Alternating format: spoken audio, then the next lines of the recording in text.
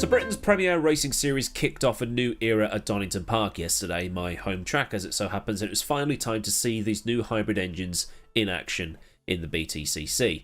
Now I don't know if this is going to be mostly talking head or not, but I'll try to put some explanation graphics up and some pictures of the cars as well, so should be fine.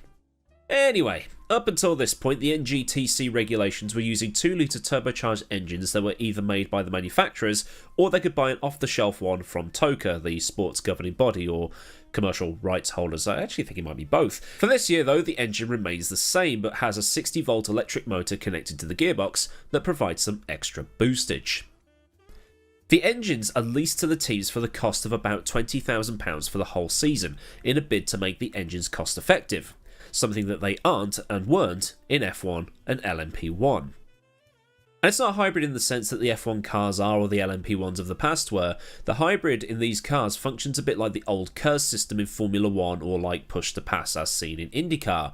The cars get 15 seconds of this boost per lap, which gives an extra 40 horsepower or so of oomph. The battery is also on a quick release system, which means they can charge it up by plugging it into a wall socket instead of having to drive the car around a bit. So what this means is the BTCC has now got that strategic element that Formula 1 had at the tail end of the V8 era with the whole KERS system. Do they use it to attack? Do they use it to defend? Do they use it as a push to pass, even though it's not strictly a push to pass, but you can use it to get a little bit closer? Or do you use it for top speed down a certain portion of the track, like the Bentley Straight at Snetterton, or down the straights at Silverstone, or even that backstretch at Donington Park? Either way, it's something that you might already be somewhat familiar with if you watch IndyCar, watched F1 back in 2013 or so, or even DTM when they were running those prototypes. I mean, that's pretty much what they were, weren't they? And with these KERS systems, because, let's be honest, it's just easier to call it that, even though it's not strictly the same system, means that the success ballast of the previous years has gone, and instead the drivers will be limited to how much KERS boost they can use in races 2 and 3 of Sunday's festivities. Well, and race 1, starting from the next round.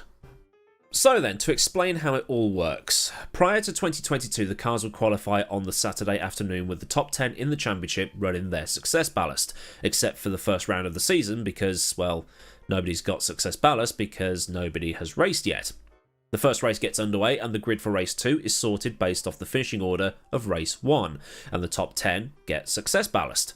Race 2 is then run and once again the top 10 is given its success ballast, but for race 3 there's the reverse grid lottery where anybody between position 6 and 12 can end up on pole, and the grid is shuffled that way, and I've put an example on your screen, so you could end up having maximum ballast and start 10th.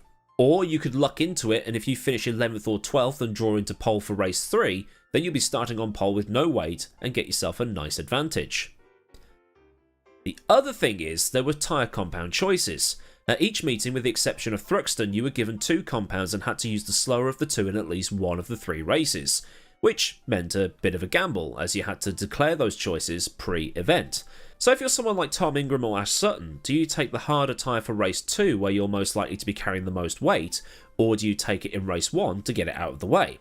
It must also be said here that you get 3 uses of each race, if that makes any sense, so you can't just pick race 1 every event to just get that slower tyre out the way. Should also be mentioned that at Snetterton they tended to run all 3 compounds. Why that is, I don't know. Might be because it's the longest track on the calendar, but not actually sure. But I thought I'd insert that little tidbit in as well. But the TLDR of it all is, that is all gone. Tyre compounds, out the window. Success ballast, gone. So instead, race organisers will just be limiting the amount of hybrid use you can have per race. So going into the first race of the next race meeting, this is what the drivers will have to play with. Tom Ingram will get 10 laps where he can't use his hybrid system.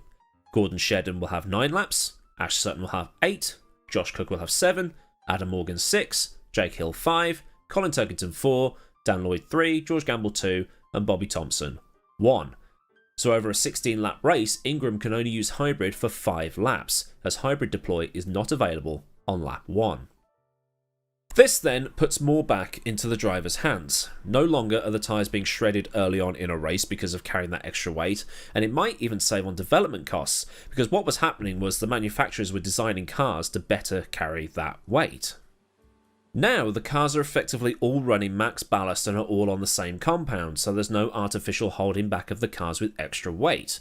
Now, okay, some are limited with their KERS deploy, but there was one driver, I think it was Morgan or Gamble or something like that, had no hybrid for those 3 races, and he was doing pretty well. But success ballast was often controversial, and we're now at that crossover point of, yeah, okay, a good engineered car such as the 3 Series with a good driver will be able to drive around it, but now they've got to deal with having less horsepower. But I think I prefer the lack of boost to the weight. It's not like it's a permanent reduction of power. You'll still have some boost to use, it's where and when do you use it. Later in the race? Start of the race? Try and spread it out? And Turkington said in an interview it's fun for the drivers because they're trying to work out where the guy ahead or the guy behind is using their boost and they have to try and match it without, running out of their own. And you know what?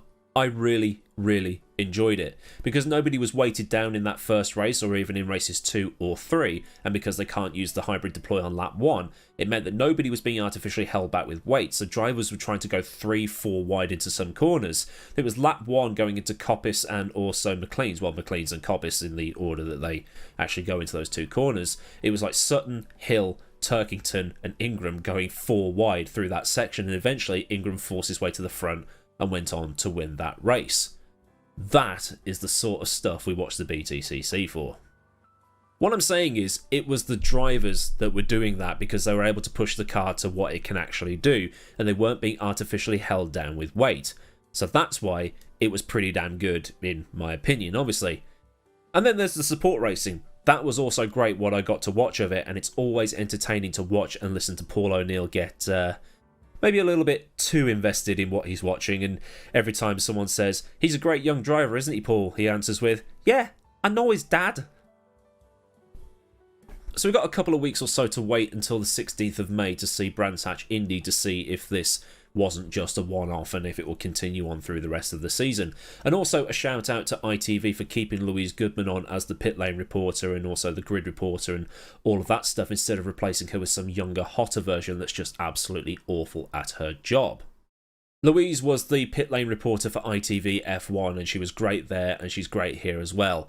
But on the flip side, can we have less of the over 50s live cover adverts on in the ad breaks? So there we go then, a look at the brand new BTCC era that kicked off with some great promise. Did you love it? Did you hate it? Does Paul O'Neill really know everybody's dad? We'll leave any thoughts and opinions in the comment section underneath this video and get a discussion going. I know it's a bit niche this one, but still, I absolutely love the BTCC. And while you're scrolling down, be sure to like this video if you haven't already, or if you just enjoyed what I've said. And if you want to see more stuff like this, then be sure to subscribe if you're not subscribed already and get the bell on so you never miss out on a future video.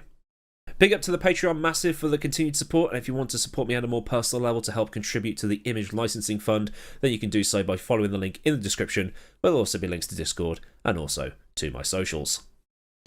So until next time, I've been Aidan Millward. Have a cracking day wherever you live in the world, and I'll see you all again soon for another video. Goodbye.